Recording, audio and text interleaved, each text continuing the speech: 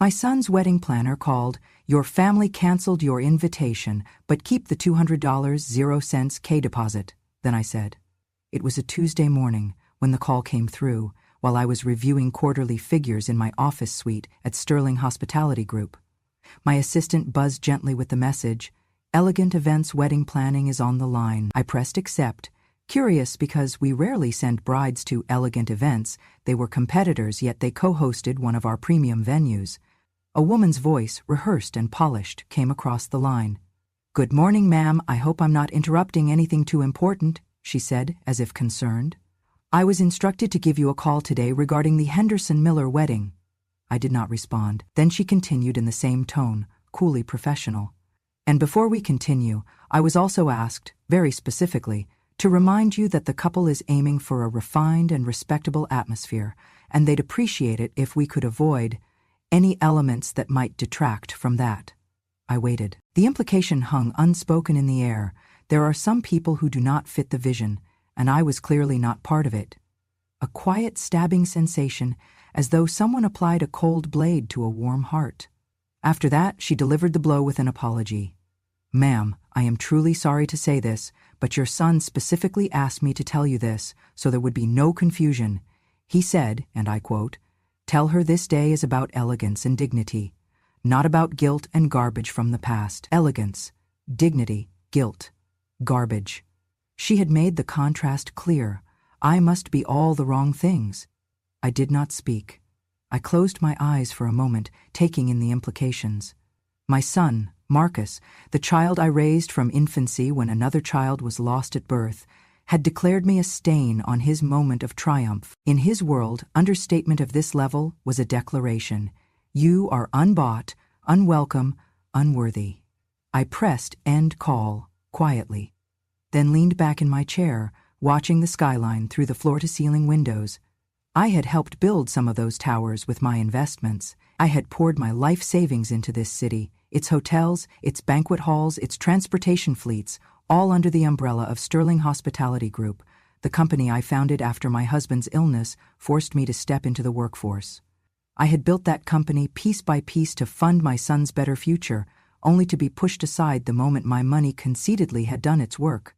I stared at the reflection of my own face in the window pane. A woman well past 60, no hair tinted, no cartilage tucked, no whisper of luxury. Yet in the reflection, I recognized the quiet bones of someone who had refused to vanish. I had never expected acknowledgement. I had only counted on presence. That morning, presence wasn't enough. The planner's voice had presented as corporate decorum. Underneath lay the contempt of guilt turned public shame. "Garbage," they called me. Echoes of that word sank into my chest. I thought of the $200,000 0 cents I had withdrawn from my medical savings and retirement account.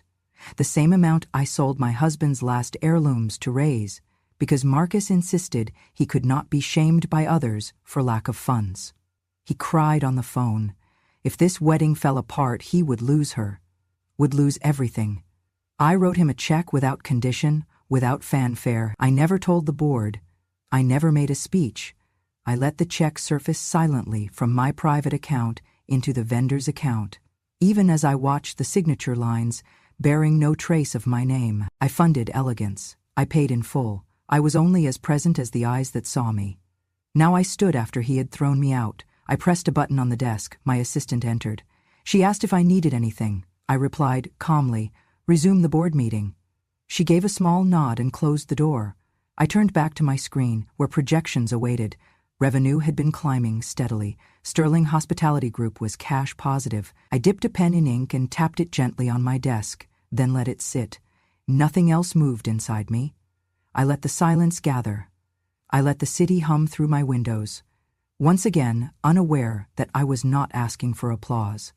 I held my silence. No debate, no demand for explanation. My presence was a protest. All I did was acknowledge that Marcus had built a throne of lies, and in the process had declared his mother a liability, not an asset. You do that often to what you cannot own. On the wall behind me hung a framed photograph of the first banquet hall I purchased 20 years ago. I had purchased it when Marcus was 11, refusing to let him feel poor among his classmates. We transformed it into a flagship venue. Now, it had Henderson Miller reception on a marquee front page. Without me, I pictured it in my mind. Empty chairs. Floral arrangements I had approved earlier that morning for delivery. Waitstaff wearing uniforms we had supplied. Every single vendor set to serve a wedding that owed a year's worth of planning to me, and yet the guest of honor would not be welcome. That is when I decided I would no longer pay for invisibility. Not from my own hands, not from my own funds. I drafted an email to Caitlin. Simple, precise, unapologetic. Send them the invoice for cancellation, process refunds for all guests. I am keeping the $200,000, 0 cents. Then I hit send. That email was not just an order, it was a breaking point. I paused, wondering if Marie Curie felt the same stillness when she shattered expectations. 3 minutes later, the board meeting resumed. Contractors who understood my commands quietly began canceling orders. Templates went out, refunds queued. A wedding worth $500,000 evaporated from the calendar that day, and the only person who knew everything but refused to host it was me. I stood up and straightened my jacket. No one clapped, no one cheered, because power is often silent, because I never needed validation. What I needed was acknowledgement, and when it does not come, a quiet closure, like closing a door, can be more effective than the warmest embrace. I watched the city's indifference through the window again. Those buildings, that life, had brought us here. Now they would bear witness. I rose to speak at the board about new acquisitions, new direction, but not one word about Marcus. That chapter had closed, and yet, in that very silence, I felt the first stirrings of something that was no longer about control. It was about reclaiming my own narrative, not as a shadow supporting my son's spotlight, but as a woman who built the stage and refused to fade. A few hours after I had canceled the wedding, the office phone rang again.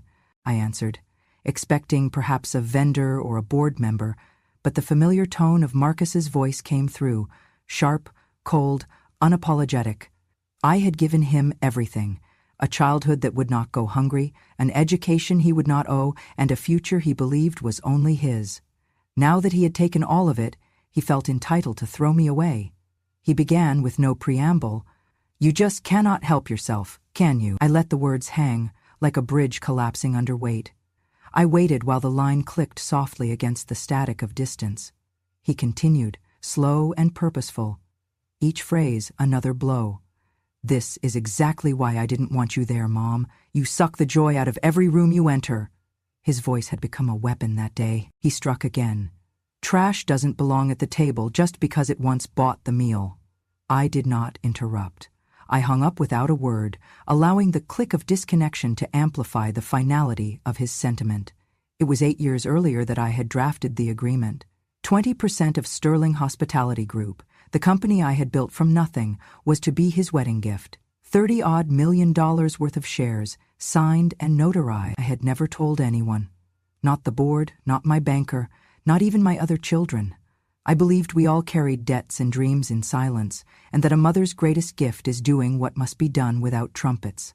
I let the signed contract lie untouched in the drawer, unused but ready, a promise given before love was questioned. That promise died the moment he called me trash. The paper curled in my hand. As I folded the fragments, a single flutter of ink-stained dust drifted onto the carpet, symbolic of promises scattered by betrayal. Without a ceremony, I retrieved the printed document and ripped it in two, piece by piece, folding the ripped edges until the ink cracked, until the paper curled. No celebration, no announcement. The goodbye was in the shredding. At that moment, a second knock came at the door, softer than authority and gentler than grief. It was her, my daughter, born the same night Marcus was told his real mother had died, and he was placed in my arms by mistake. 5 years ago she found me. It was not messy or dramatic. She carried a brass hospital ID bracelet, the one from her birth file, wrapped in tissue, clutched like evidence of 2 lifetimes. She was 21, curious, with a framed picture of a hospital ID bracelet and a name that did not feel like hers. She came alone to my office, and I did not run. I had already forgiven her absence. She said simply, "I came because I know you are my mother." She reached out and touched the desk, no words more necessary. Today she entered the room wearing jeans, carrying a small bouquet of daisies, 2 for every year since she first saw me in a photograph, then knew. She was here for Marcus. She had asked politely for the invitation, no intention of upheaval, only hope for family reconciliation. She said softly, "I just wanted to wish him well." She sat quietly in the empty office chair behind me. She did not ask to watch the news. She did not request details. She sat still as a prayer, silent witness beside me. I did not turn. I let her presence speak. Soon enough, another voice rang through the speaker again.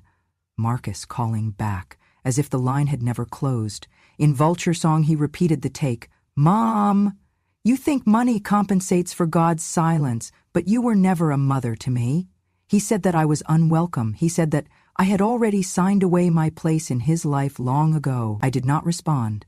In his voice I heard the echo of every sacrifice I had made. I clenched my hand into a fist, knuckles white against the polished mahogany. My daughter whispered then, though spoken through love and horror both, "He cannot speak for you, Mom. Let me be your voice." I did not argue. Later I learned that she stepped into view of a hidden security camera to join the call from my line. Her tone remained steady. "He has no right to speak for me." She clicked the button to hang up. That single act, 2 daughters in defiance of one man's cruelty, did more than tears or threats could. Then she said quietly, "Can he really say that about you?" I stood and turned to face her. I offered her the contract fragments in my hand, the burnt edges of heaped paper. 20%, I said, "signed 6 years ago, but promises are only good as the people who keep them." I expected silence. Instead, she looked at me with a kind of pride I had never known. She took the pieces carefully and tucked them into her pocket.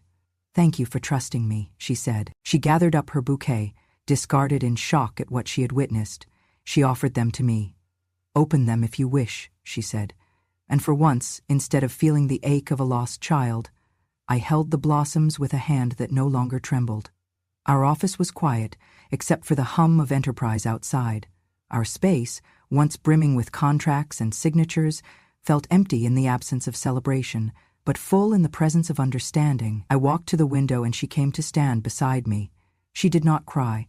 She simply rested her shoulder against mine. I felt the pulse of the city beneath our feet, the same skyline I had looked at when the planner called. I felt in that moment the weight of being uninvited, the price of being seen, and the cost of finally stepping out of invisibility. My heart did not break again. It expanded. Konrazmi Sonunoy had hurled every insult he thought could wound me. He was wrong. His invitations would never again matter. The table he had built without me now had no seat for him. As for me and my daughter, we would walk forward quietly, but not ashamed. My debts were repaid, my dignity reclaimed. From the desk drawer I retrieved an envelope, labeled, "For her only," in my handwriting. It read, For the 100th drawer I retrieved an envelope, labeled, "For her only," in my hand. I handed it to her without comment. She read the name inside the note. It was her name, written by me. The note said simply, "I love you and I choose you." She touched her lips. She looked up at me. No more words were needed. We sat in silence until the assistant knocked again, unaware of the rupture and reconstruction happening inside. I told her to take the rest of the day off. "I will handle things from here," I said. My daughter and I walked out together, our steps aligned, 2 women who would never again allow the word garbage to echo while their foundations remain unshakable. I closed the door to my office and called Caitlin back on her direct line. My voice was calm and deliberate as I said, "Cancel the wedding. Venue, flowers, hotel, catering, transportation, everything." I did not need to raise my tone. I did not need to say more. There was a silence on the other end, and then she responded in a tremor. "But ma'am, you are not the bride or groom." I waited. I let the words dangle. Finally I replied evenly, "And who owns Elegant Events?" That question hung in the air. Caitlin stammered at first. She cleared her throat. I asked again, "Owned by Sterling Event Holdings, correct?" I did not let her answer before I continued, "And who owns Sterling Event Holdings?" There was a long pause, as though she were flipping through a mental directory. Then she said uncertainly, "Sterling Hospitality Group." I responded, "Yes, and I am David's mother. I am also the sole owner and CEO of that group." Another pause. I let the silence expand. She finally whispered, "I had no idea." I did not say thank you. I did not judge the tremor in her behavior. I said only, "Send cancellation notices to all vendors. Issue refunds for accommodation and services. Forward the invoice to the Henderson Miller family minus the $200,000, 0 cents deposit. They will keep it as the cancellation fee." I ended the call without another word. No name-calling, no promises of retribution. It was complete, professional. I closed my eyes and took a breath before returning to the board meeting I had interrupted earlier without explanation. Silently, the commands echoed through the organization. My executive assistant coordinated with elegant events. My finance team prepared refund batches. My legal counsel issued notices to the hotel, the florist, the transportation company, all entities under the Sterling Hospitality umbrella. Vendors were told protocols had changed. Effectively, the contract had been nullified by the sole payor of record. I watched models of those operations flow away like dominoes. Rehearsal dinner canceled, limousine reservation dropped, catering halls freed, floral designers called to halt installations. The entire wedding infrastructure collapsed with the weight of one sentence. It was no longer proceeding. I remained seated, hands folded. I did not cry. I did not gloat. I measured my silence. I understood power did not need applause. I observed the reflection of my own face in the window pane. A woman who had built everything in silence. My agency was not a shout against them. It was a decision they could not ignore. Later that afternoon, the CFO came into my office. He said quietly, "Yes, ma'am, our systems reflect cancellation. Refunds have begun processing. All client deposits have been channeled back to guest accounts. The $200,000, 0 cents deposit remains intact in your trust fund." I nodded once. I accepted the news. I did not correct him or explain beyond what had been ordered. I already knew. I called my assistant back into the room. She entered and confirmed that the planners, vendors, hotel liaison, and security notices had been delivered. I told her simply, "Thank them for their discretion and return to their tasks." She nodded and left. I recalled the day I signed those papers granting Marcus 20% ownership in Sterling Hospitality Group as a wedding gift. That document had been drawn up with pride and filed in a vault. Not a word was spoken publicly. Now I felt no regret for tearing it into pieces. That contract had borne his entitlement, and I no longer saw reason to preserve it. He would not have understood its symbolism, he would only have used it. The oak desk beneath my hands had witnessed my confidence, my generosity, my broken hope. I stood and looked around the room at the tokens of my life's work.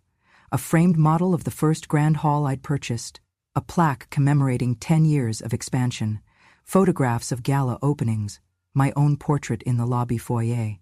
Those things did not need defending with words. Their presence proved value. I only needed to show that I would no longer underwrite absence. No one knocked to tepid applause. No staff begged for commentary. The power of that call lay in its finality and precision. A chair once designated for me at the rehearsal dinner now sat empty. I imagined guests turning to look. Their eyes would feel the loss of elegance without dignity. That room would not recover. By evening, planners would have called other venues to try and rebook. They would find no space. The logistics were unwound. The delay was too late to recover. The Henderson Millers would face harsh decisions or a week of stress unprepared. Theirs was not a crisis I needed to witness. Theirs was a world I chose to recede from. I returned to the spreadsheet again. Forecasts looked promising. Growth in new territories, rebranding of hotels, acquisitions of small chains in 3 states. My legacy was neither a single wedding nor a single son. I helped to build a hospitality network, quiet, resilient, and informed by what must be paid when you choose silence over spectacle. Silence is not absence. It is presence in control of how and when it speaks. That night, I left the office under the glow of streetlights. I went to my small apartment in Queens. My house keys made a gentle chime. My cactus still stood by the window, decades old and resilient. I poured myself a cup of tea and sat by the plant. The city beyond hummed, unaware of whose empire had whispered its silent command. I opened a letter from today, an envelope addressed to me. Inside was the cancellation invoice, neatly itemized, and a note from Caitlin. Your instructions were clear, ma'am. I have sent everything. I apologize this had to end this way. I placed it beside my husband's framed wedding photo. I did not feel regret. I felt resolution. In the morning, I would write a memo to my daughter, my real daughter, and tell her not to worry about inheritance trusts or contracts. She would come later that day with a bouquet of daisies and ask for nothing more than to stand beside me. I would hand her the fragments of the contract with her brother's name on it and ask her to place it in my desk drawer. She would forgive me, not for breaking a promise, but for finally seeing what kind of promise could not be honored.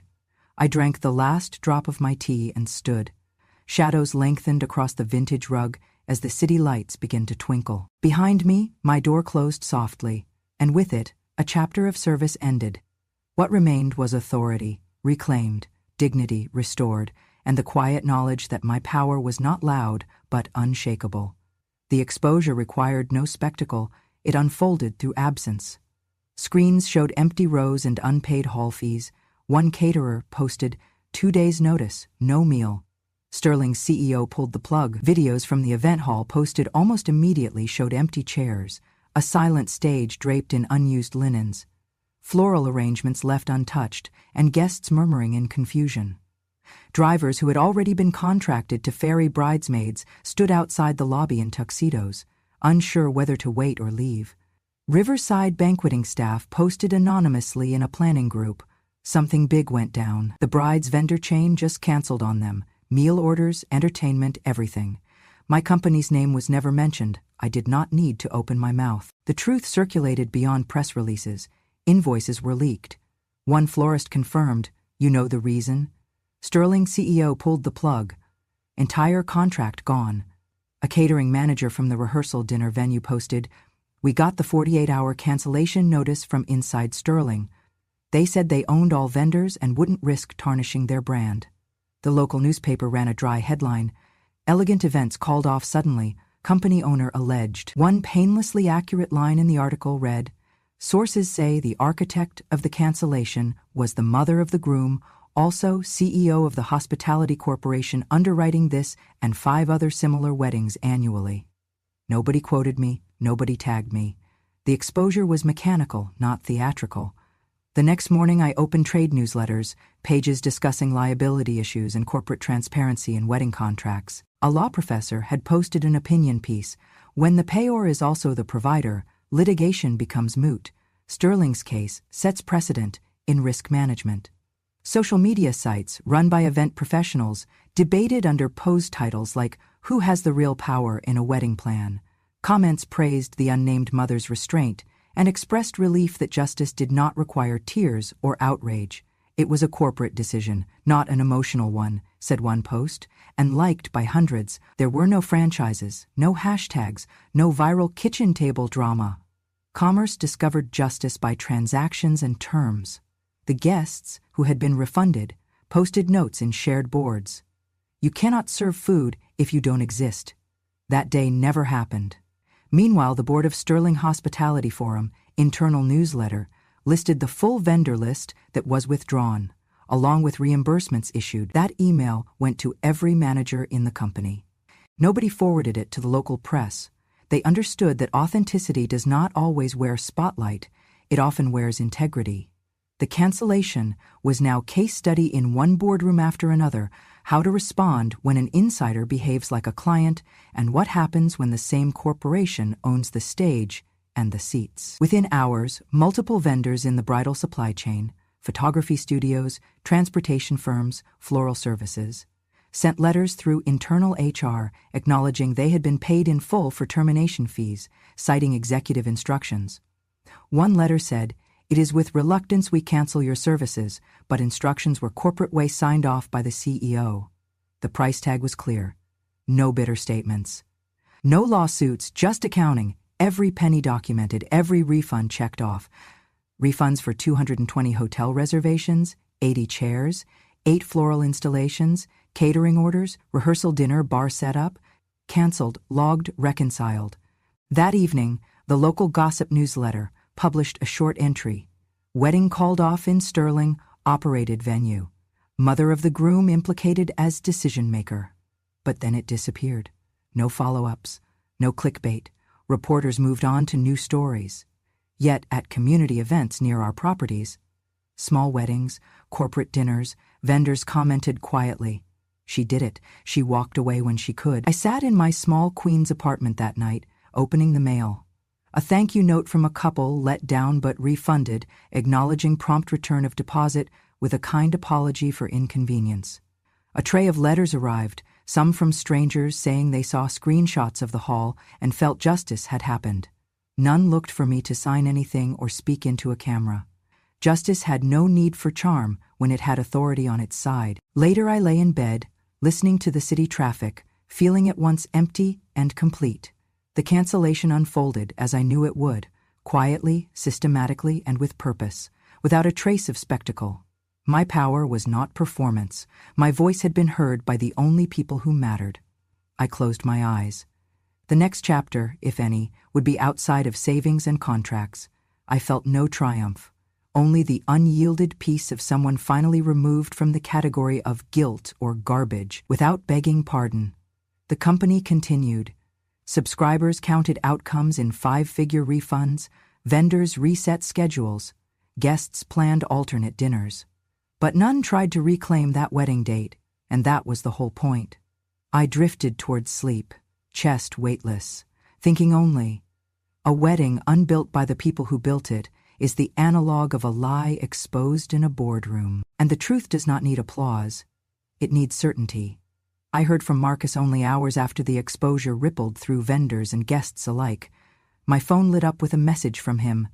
"You've humiliated us. You killed my wedding." I did not press reply. Instead, I opened my desk drawer, retrieved a small photo of my wedding day. My husband and I, 3 decades ago, standing beneath a willow tree on a quiet afternoon, and slid the message into a plastic sleeve, sealing it carefully so the words could never fade, then placed it beside that old wedding photo inside the box I keep beneath my desk. That wedding ring, too, was in that box, the one I had sold years ago to raise funds for this event. I did not cry then. I did not feel vindication. I simply nodded to myself, acknowledging that language can wound more deeply than absence. Later that day, I received an email marked urgent, personal, from my daughter Elena, my birth daughter who I had found after 20 years. She asked for a meeting. We met 3 hours later in a private dining room at Harborview Resort, the flagship venue I acquired 7 years ago. The room overlooked the harbor and had all the warmth of polished oak and neutral tones, but it was empty of celebration now. I entered, closed the door behind me, and saw them. Marcus, seated stiffly, white-knuckled, my ex-husband, and the woman who had become Marcus's wife, standing, tears already shining in her eyes. My daughter sat beside me, calm and resolute, hands folded like a prayer. Marcus's wife leaned forward and spoke first. "We are sorry. All of us. I believed him about you, and I never asked. I should have spoken up." My ex-husband's voice shook. "I apologize for every time I let pride blind me. I did not see you, only what our son wanted to believe." Marcus finally spoke, haltingly. I thought I was doing the right thing. I thought I was protecting a vision of success, but I protected nothing. I hurt you." He paused. "Why didn't you ever tell us who you were?" I looked at Marcus without malice. I had to decide what honesty felt like in that moment. I replied, "Because if you loved me, you would have invited me without knowing. You did not need confirmation, you needed love and presence." Silence followed. My daughter slipped her hand through mine and squeezed gently. Marcus wiped his face with a handkerchief. "You had 20% of that company signed in your name. I know it now. I never even asked. I watched you fade while I chased shadows." My ex-husband leaned forward. "We should have seen past tradition to the values you taught us." His wife nodded, eyes red. "I saw the contracts on your desk once," she said. "I thought it was someone else. I regret it every day." There was no performance.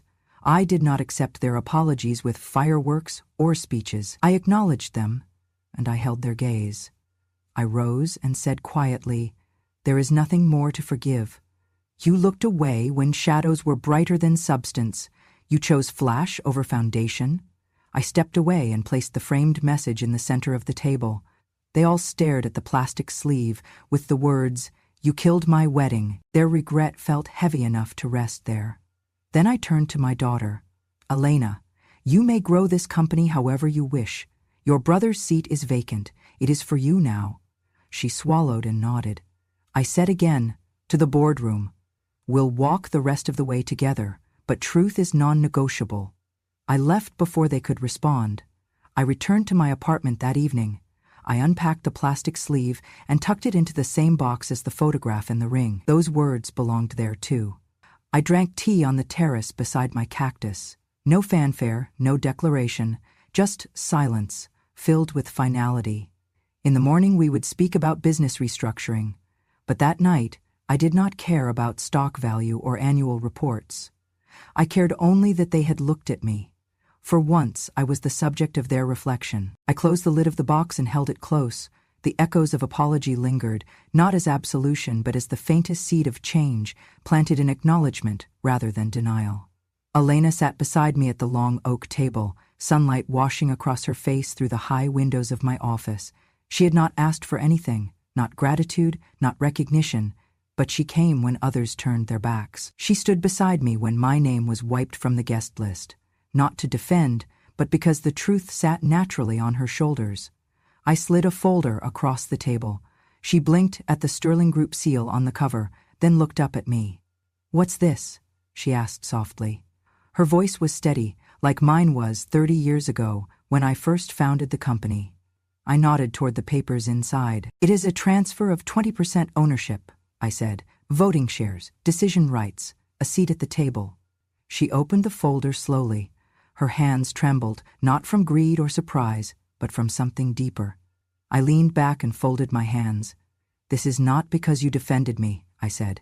"It is because you never asked me to prove who I was. You never required credentials before offering your hand." She swallowed and closed the folder carefully, almost reverently.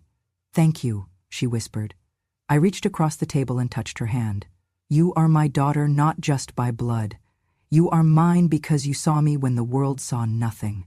She did not cry, neither did I, but the room held something that no board meeting or financial review ever had: permanence.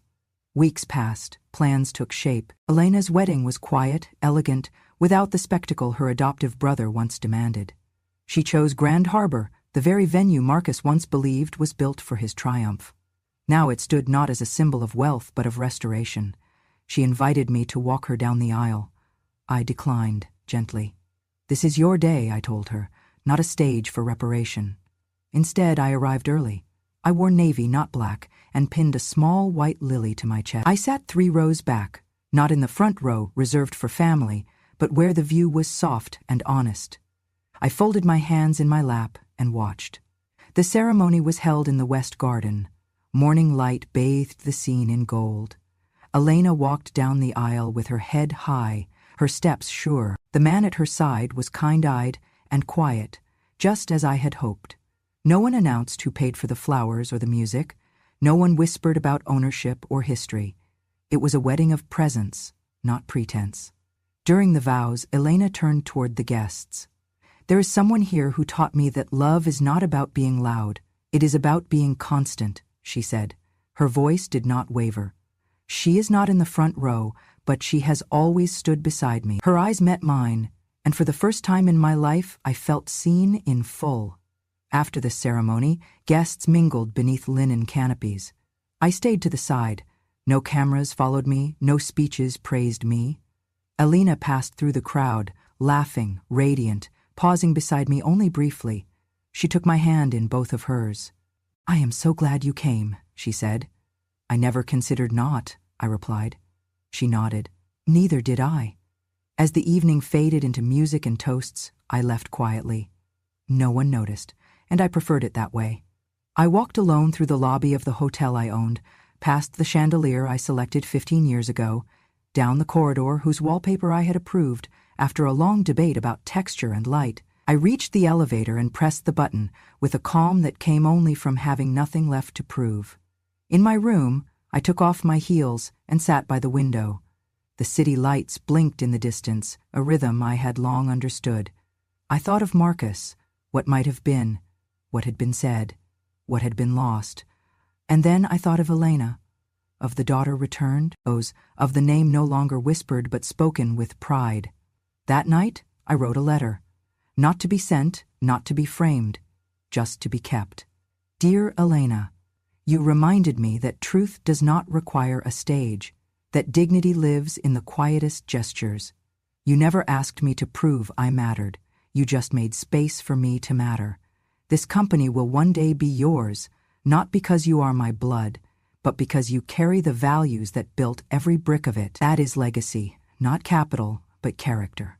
I placed the letter in the box, beside the photo, the wedding ring, the sealed message from Marcus, and the transfer papers signed that morning. The box was heavier now, but not in grief. In clarity. I turned off the light and slept peacefully. Marcus never called again. No apology, no second chance, no remorse wrapped in panic. After the wedding collapsed and his name began to circulate in boardrooms and industry lists as the son who had spat on the hands that fed him, he simply disappeared. I suppose that is one way to survive the shame, by vanishing into silence, by letting pride become a prison. He no longer existed in my family records, only as a legal annotation in an old adoption file. Status. Closed. To the world he became a footnote. To me he became a stranger I once raised, but I did not grieve him. You cannot grieve what someone chose to bury.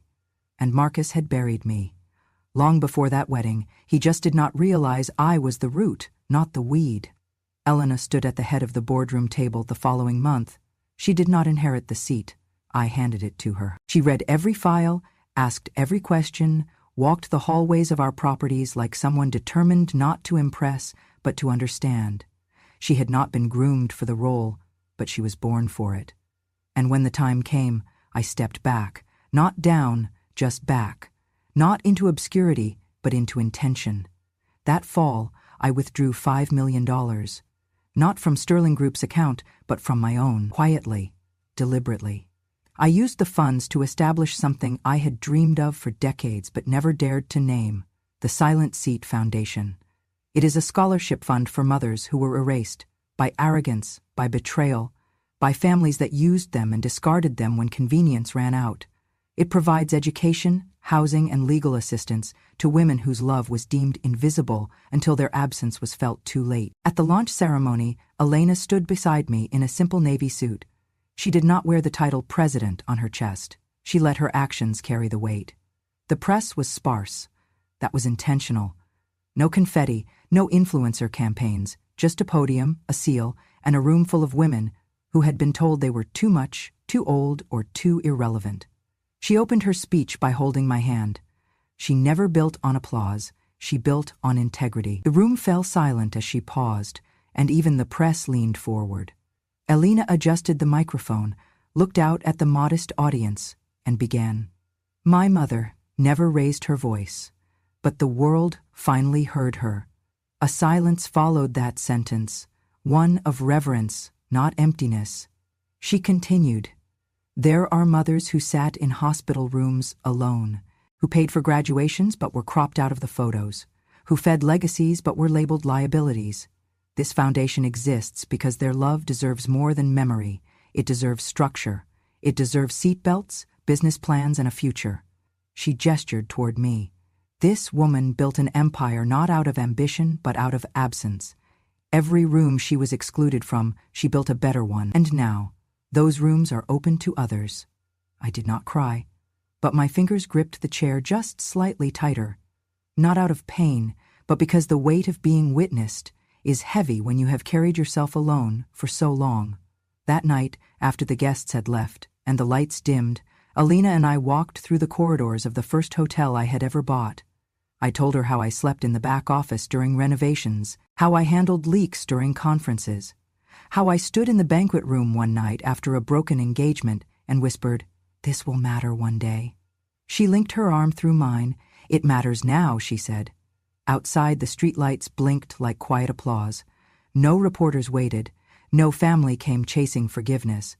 Just a mother and daughter walking the empire they built, not from bitterness but from truth. And somewhere, I imagine, Marcus still tells himself a version of the story where he was wronged.